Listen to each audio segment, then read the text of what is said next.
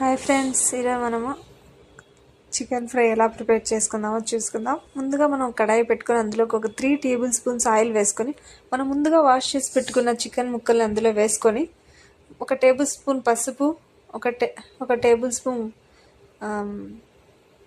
అల్లం వెల్లుల్లి పేస్ట్ వేసుకొని పచ్చివాసన వెళ్ళేంత వరకు వేగించుకోవాలి. మనం తగిన ఉప్పు, సాల్ట్ వేసుకోవాలి టేస్ట్కి తగినంత. మంచిగా అన్నీ మిక్స్ అయ్యేలాగా మిక్స్ చేసుకోవాలి.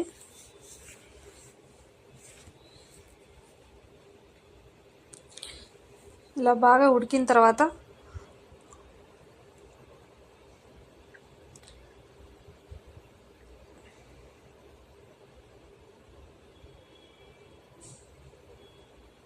బాగా మంచిగా మిక్స్ చేసుకోవాలి, అన్నీ కలిసే విధంగా.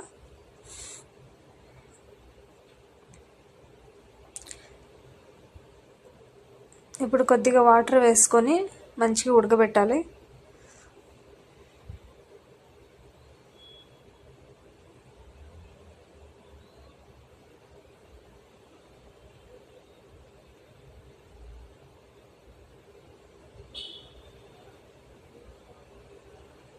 వాటర్లో ముక్కలన్నీ మంచిగా మునిగే విధంగా వాటర్ వేసుకోవాలి.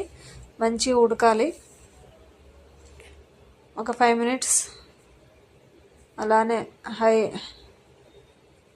మంట హైలో పెట్టుకోవాలి. తర్వాత మనం ఒక టేబుల్ స్పూన్ గరం మసాలా, ఒక టేబుల్ స్పూన్ కారం, ఒక టేబుల్ స్పూన్ ధనియాల పౌడర్ వేసుకొని మంచిగా మిక్స్ చేసుకోవాలి. చికెన్ మసాలా ఉంటే చికెన్ మసాలా కూడా వేసుకోవచ్చు.